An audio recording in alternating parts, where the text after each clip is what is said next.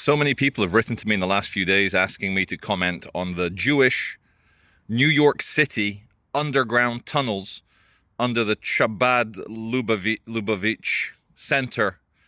And in case you've been living under a rock, or maybe you've been in a tunnel, maybe. But yesterday, the police were called to the synagogue Chabad Center, and they had to shut down the building because a bunch of Orthodox Jewish men were digging tunnels. And you're asking me to comment on this because they found a dirty mattress. There was a abandoned baby high chair down there, and you're all thinking that nefarious activities are going on. I've reviewed the videos. I've reviewed the videos of people reviewing the scene.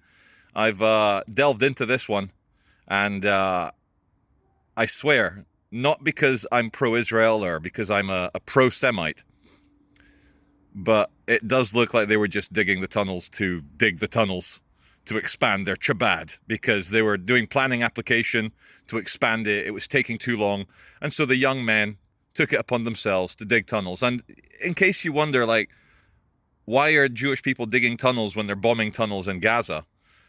Jewish people, unfortunately, around the world have been targeted for being Jewish, and they've had to build tunnels to do quick escapes.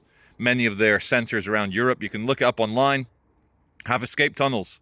So when the peasants with the pitchforks come and blame you for poisoning the well or doing a blood libel against their kids, you can escape and get the hell out of there. And when I was working for an Orthodox Jewish company in Manchester, I was chatting to one of the guys, and he explained that the reason why Jewish people are big in the diamond trade is that diamonds are very small and easy to transport as a mode of wealth.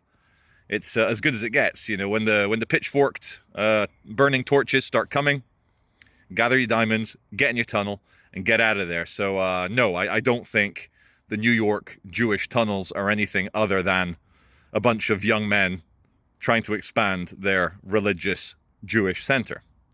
Now, very briefly, I do think the conflict in the Middle East is going to expand. The Houthis rebels in Yemen can't get enough of seizing ships and firing rockets and missiles towards Israel. The British and the American Navy are shooting them down, the rockets and missiles. The Iranians, or an Iranian-backed group, have just taken a ship 50 miles off the coast of Iran in international waters yesterday. And there's big problems coming up. And you might ask yourself, why do regimes like Iran or Russia or China have to act aggressively? It's because they're built on aggression and fear. They keep their populations under control that way, rather than, like, you know, open free speech democracy where people can get kicked out and exposed. And so they have to maintain this rhetoric and this anger there, this you know, the reason for existing, which is very sad in these war-torn, anti-democratic, tyrannical regimes. I'm also thinking that I might have a change of style of video. I'm 43 now, and I do like walking. I do like making my videos a lot, but I got to Manchester today, and this is on the back of 2 days where I've done 25,000 steps per day. I got to Manchester, I looked at it, and I was like, I want to do something else with my videos. And I'm squinting a little bit because it's got this bright light on it, because I'm filming at nighttime, obviously. I was on Twitter. I think I will probably refuse to call it X. X sounds stupid, but Twitter is what we all know it by. Elon Musk is sharing a lot of expose videos and just mainstream stuff. You know, America, they have a big migrant problem as well as Europe, as well as Britain. And they're housing them in schools. They're closing schools in New York so that the migrants can have somewhere to sleep. And it's the middle of winter, January in New York. I've been there in January. Icicles everywhere. It's cold, frozen every day, all day. So these migrants coming from hot places, not used to the cold. Not that that's got anything to do with it, but they're closing schools so that illegal aliens can live in New York. And do you remember when we were kids? Most of my demographic, you're about my age or older. Many of you are younger, but do you remember when we were kids? Countries seemed to be quite keen on having documented people. But then something happened in 2015, around the time of ISIS and the whole problems in the Levant and Syria. and Bashir al-Assad. Turned out you can't Mossad the Assad. Strange how he's still in power. And it's just now, like, compared to when we were kids, it's like open borders. And we've got AI, that's going to take away a lot of jobs. We've got automation, which is going to take away even more jobs. We've also got, you know, things not having fully recovered since COVID and the lockdown, so some jobs are just not there. And our governments think, you know what? What could make things a lot better would be, why don't we have millions of people who don't speak the language, who don't have skills either in a modern industrial society? Let's add them to the mix. And the fact that they've been, you know, raised on Hollywood movies and promises of how wonderful it is by their human traffickers, the reality when they arrive, it's crackhead central.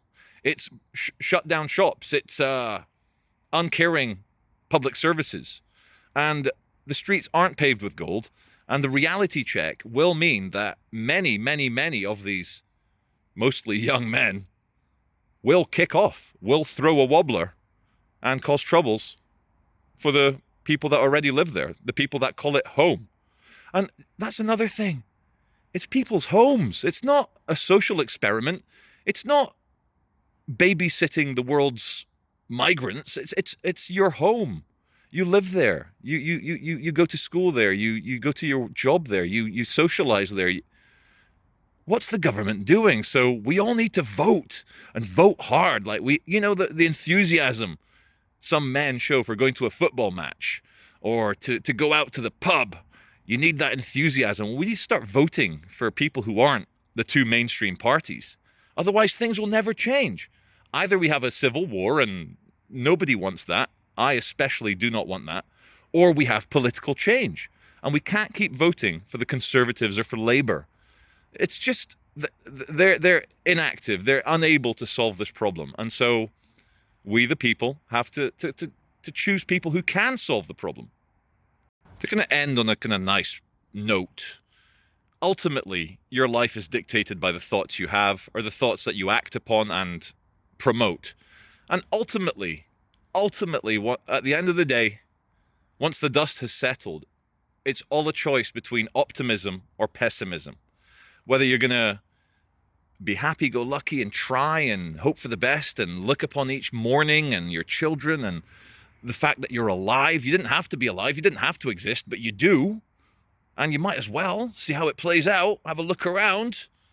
It might end well. It might, even if you've got a bad ending, it's going to be dramatic.